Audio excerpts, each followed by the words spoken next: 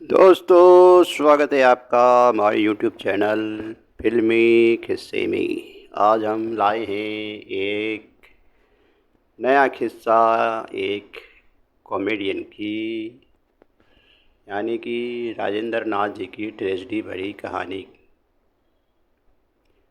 Tragedy story of comedian Rajendra Nath. दोस्तों, राजेंद्र नाथ एक ऐसे बॉलीवुड स्टार जो अपनी ज़बरदस्त कॉमिक टाइमिंग के चलते मशहूर थे।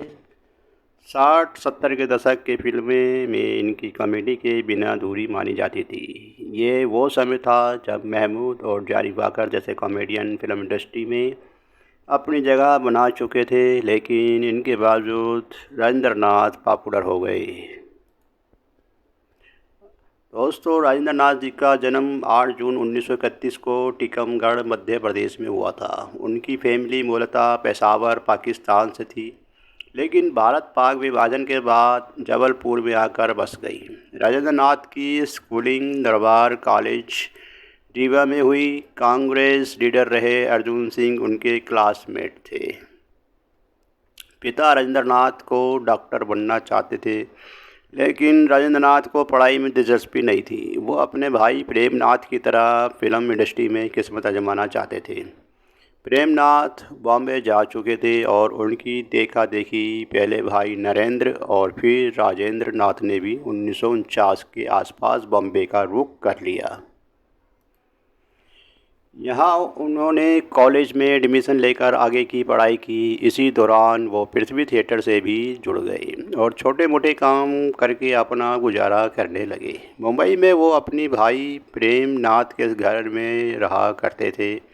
प्रेमनाथ भाई बहनों में सबसे बड़े थे। उनकी बहन कृष्णा से शादी के बाद राज कपूर ने प्रेमनाथ की फिल्मी इंडस्ट्री में काम करने के लिए मुंबई बुलाया था। उनके कहने पर प्रेमनाथ ने फिल्मों में किस्मत आजमाई और उनका करियर चल निकला।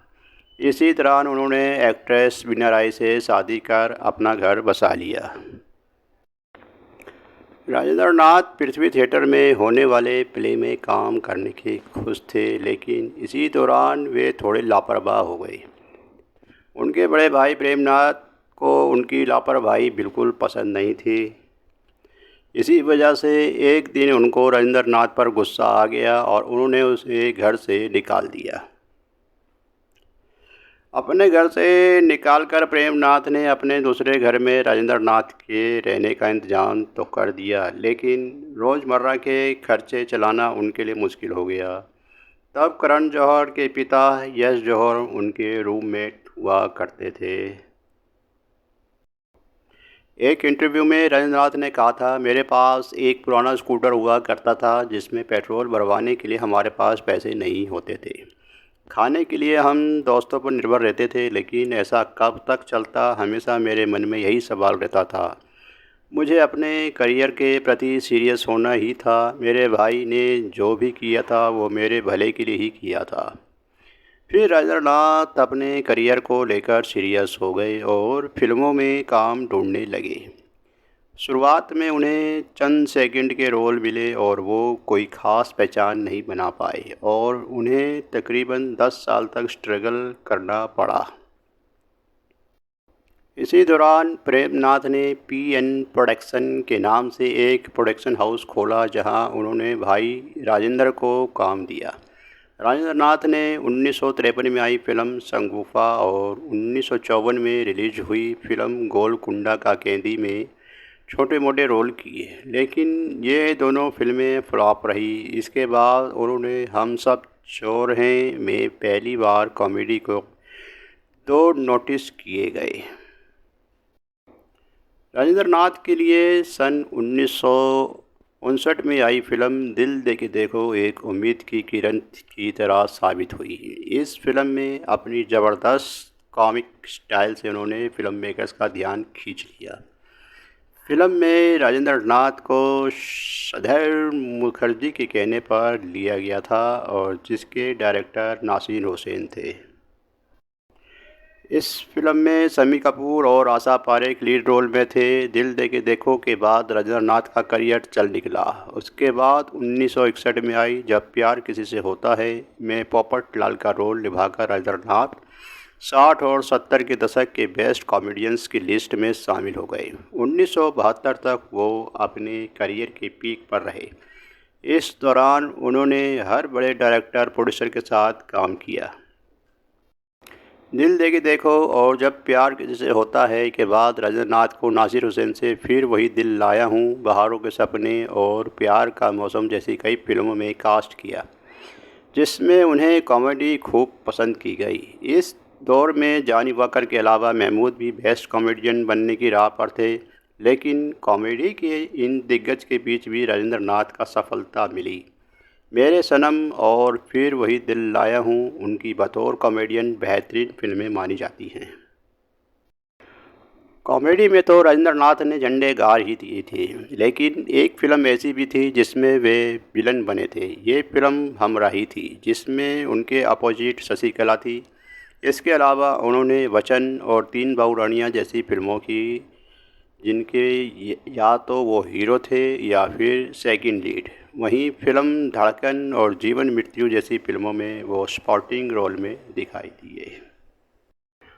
मनोज कुमार की चर्चित फिल्म पूरब और पश्चिम में राजेंद्र का भले ही बहुत बड़ा कॉमिक रोल नहीं था, लेकिन उनकी परफॉर्मेंस काफ़ी सराही गई। उन्होंने अपने फिल्मी करियर में एक नेपाली फिल्म में भी काम किया था। ये फिल्म मेदिगर थी, जिसे पहली नेपाली फिल्म माना जाता है।